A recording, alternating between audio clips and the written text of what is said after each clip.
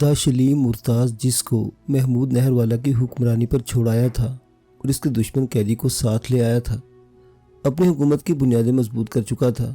इसने अपना एलची महमूद की खिदमत में रवाना किया और तकाजा किया कि इसका दुश्मन कैदी इसके हवाले कर दिया जाए ताकि अपने रस्म के मुताबिक इसे अपने तख्त के नीचे तंगोतारी कोठरी में कैद करे जो इस खास मकसद के लिए तैयार कर ली गई है। सुल्तान ने इस कैदी को एलचियों के हवाले कर दिया। वो इसे लेकर सोमनाथ की तरफ रवाना हो गए। जब ये सोमनाथ की हदूद में पहुंचे तो उन्होंने मिर्ताज़ को अपनी आमद की खबर दी। मिर्ताज़ अपनी कैदी के इस्तकबाल के लिए शहर से बाहर निकला। इसने एक तश्त और लोटा भी साथ ले लिया ताकि वो दस्तूर के मुताबिक इन चीज़ों को कैदी के सर पर रखकर इसे अपने घोड़े के साथ भगाता हुआ लाए और इसी हालत में इसे कैद खाने तक पहुँचा दे। वो क्या सोच रहा था और इसकी किस्मत कुछ और ही सोच रही थी। इसका लश्कर इसके साथ था कि मिर्ताज़ एक जगह रुक गया और सैर शिकार में मसरूफ़ हो गया। मिर्ताज़ शिकार का बहुत शाइक था। इस वक्त वो अपने शौक पर काबू नहीं रख सका था। शिकार की तलाश में वो दूर तक चला गया था। धूप की शिद्दत से थक कर एक दरख्त के साए में बैठ गया। फिर वो वहीं ज़मीन पर लेट गया और सुर्ख रंग का एक रुमाल अपने चेहरे पर डाल लिया। इसी वक्त इसकी किस्मत इसके खिलाफ पांसा फेंक रही थी। एक सख्त जंगली परिंदे ने सुर्ख रुमाल को गोश्त का टुकड़ा समझा और नीचे उतरकर इस जोर का झपटा मारा कि परिंदे के नाखून मिर्ताज़ की आंखों में घुस गए और इसकी दोनों आंखें ज़ाइल हो गई। मिर्ताज़ की चीखों ने एक हंगामा खड़ा कर दिया। इसके साथ आए हुए सिपाही वहाँ पहुँच गए। देखा तो आलम ही दूसरा था। उन लोगों में ये रिवाज था कि किसी ऐसे शख्स को राजा तस्लीम नहीं किया जाता था जिसके जिस्म के किसी हिस्से में कोई नक्स हो। इसके लश्कर में हंगामा बर्पा हो गया। हर शख्स ने मिर्ताज़ की इताअत से इनकार कर दिया। इतनी देर में कैदी को भी वहाँ लाया गया जहाँ मिर्ताज़ इस साने से दो चार हुआ था। ये कैदी चूँकि मिर्ताज़ी के ख़ानदान का था, लिहाजा इसके अलावा और कोई इस सल्तनत का मुस्तहिक नहीं था। इसलिए इस कैदी को हुक्मरानी के लिए मुंतखब कर लिया गया। खुदा की कुदरत के चंद लम्हों में क्या से क्या हो गया। जो लोटा और तश्त मिर्ताज़ अपने कैदी के लिए लाया था खुद इसके सर पर रखा गया और कैदी की तरह इसे घोड़े के साथ दौड़ाते हुए लाया गया और जो कोठरी इसने कैदी के लिए तैयार कराई थी वही अब इसका ठिकाना बन गई। वो रोता हुआ इस कोठरी में दाखिल हो गया और कैदी तख्त पर बैठ गया। कैदी ने तख्त पर बैठते ही महमूद को लिख भेजा कि इसे महमूद अपना बाज गुजार न समझे। वो खुद मुख्तार राजा है, इसलिए खिराज अदा करने से मुआज़रत करता है। ये ऐसी खुली बगावत थी कि महमूद इसे बर्दाश्त नहीं कर सकता था। मुमकिन है महमूद का 18वां हमला भी तारीख की जीनत बन जाता, लेकिन महमूद इन दिनों सल्जूकियों से मार्का आराई में मसरूफ़ था। सुल्तान महमूद ने तूस के हुक्मरान अरसलान को बाआवर्द के इलाके पर लश्कर कशी करने का हुक्म दिया। इस लश्कर कशी का मकसद यह था कि तुर्कमानी सल्जूकियों को तबाह कर दिया जाए, क्योंकि वो बादावर के गिरदोनवा में हंगामे पैदा कर रहे थे। अमीर तूस ने ज़बरदस्त मार्का आराइयाँ की, लेकिन कामयाबी नहीं हुई। इसने मायूस होकर सुल्तान महमूद को लिखा कि तुर्कमानी सल्जूक इसके बस के नहीं है, बादशाह बजाते खुद इन पर हमला करे। महमूद ने इस मशवरे पर ध्यान दिया और लश्कर को लेकर दुश्मन के सर पर पहुंच गया। गजनवी लश्कर ने बहादुरी के जौहर दिखाए और एक तवील मार्के के बाद तुर्कमानों को ऐसा मुंतशिर किया कि वो फिर कभी सर न उठा सके। सुल्जूकियों ने इराक को अपनी सल्तनत में शामिल कर लिया था, इसलिए महमूद ने मुल्क के रेक की तरफ कूच किया और वहाँ के दफीन और ख़ज़ीने कब्जे में कर लिए जो वहाँ के हुक्मरानों ने बरसों से जमा कर रखे थे। सल्जूकियों का अमल दखल इराक पर से ख़त्म हो गया। यहाँ महमूद ने उन मुल्हिदों और करामतियों को कत्ल किया जो इस मुल्क में आबाद थे और जिनके अकायद इस्लाम के ख़िलाफ़ थे। रेव रसफान की हुकूमत इसने अपने बेटे अमीर मसूद के सुपुर्द की और ख़ुद गज़नी वापस आ गया। महमूद के ख़जाने में आधे हिंदुस्तान के जवाहिर रेव रसफान के ख़जाने इस तरह जमा हो गए थे कि किसी बादशाह के ख़जाने में ना होंगे।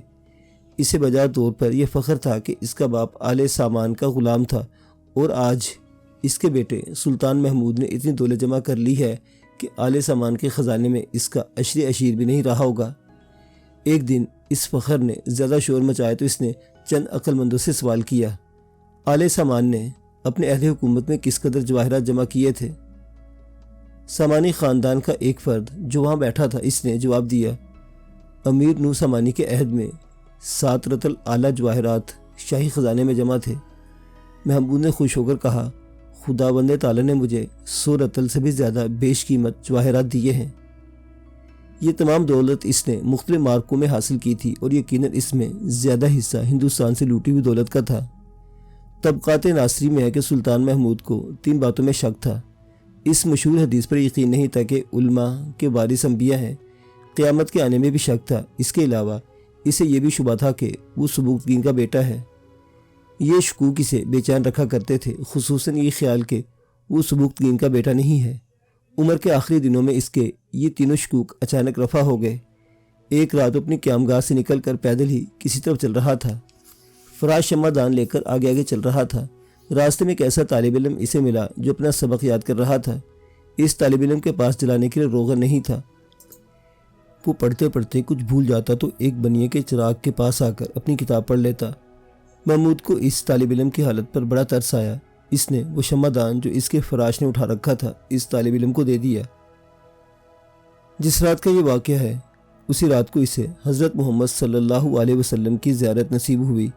आप सल्लल्लाहु अलैहि वसल्लम फरमा रहे थे कि ऐ नासरुद्दीन सबूकतगीन के बेटे, खुदा ताला तुझको वैसी इज़्ज़त दे जैसी तूने मेरे एक वारिस की कदर की है। हज़रत सल्लल्लाहु अलैहि वसल्लम के इस फरमान ने महमूद को इसके तीनों सवालों के जवाब दे दिए। इसे नासरुद्दीन सबूकतगीन का बेटा कहकर मुखातिब किया गया था, यानी ये बता दिया गया था कि तू सबूकतगीन का ही बेटा है। इस तालिब इल्म को हुजूर सल्लल्लाहु अलैहि वसल्लम ने अपना वारिस कहा और ये भी कहा कि खुदा ताला तुझको वैसी इज़्ज़त दे जैसी तूने मेरे वारिस की कदर की है। इसका मतलब यह था कि क़यामत ज़रूर आएगी और हर शख्स खुदा ताला के रूबरू पेश होगा। सुल्तान के तीनों शकूक रफा हो गए।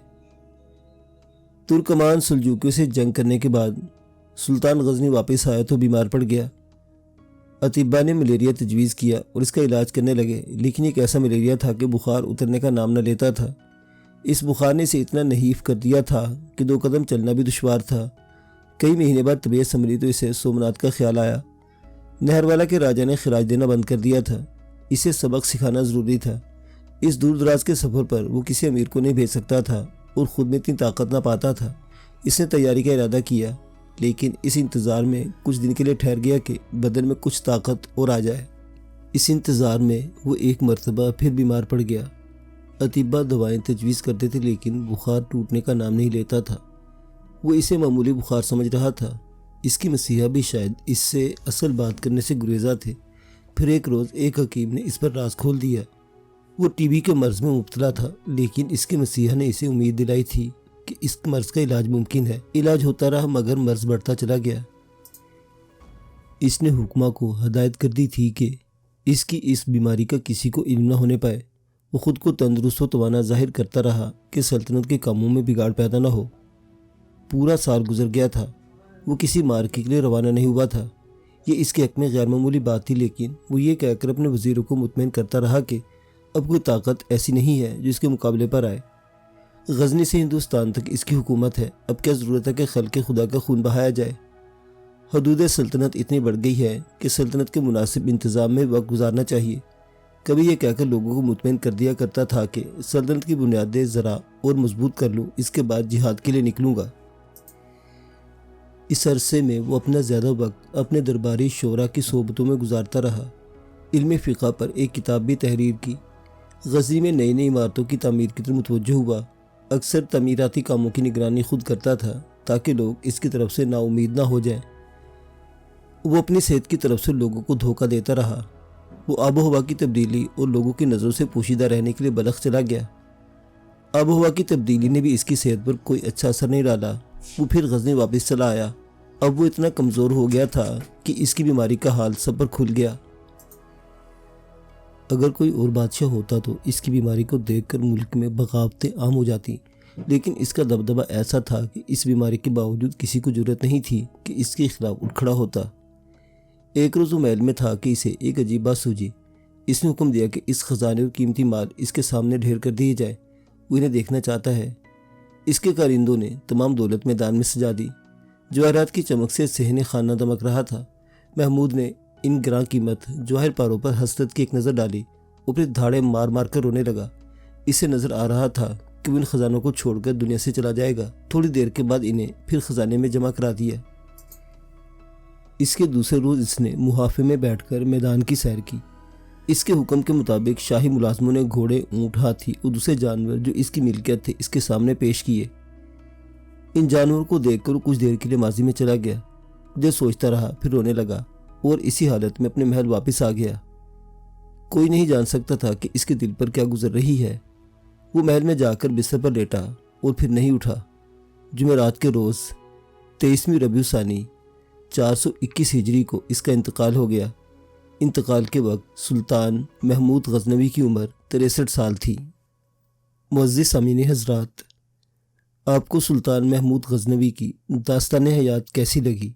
अपनी आरा का इजहार कमेंट बॉक्स में कीजिएगा। वीडियो देखने का शुक्रिया। अल्लाह हाफिज़।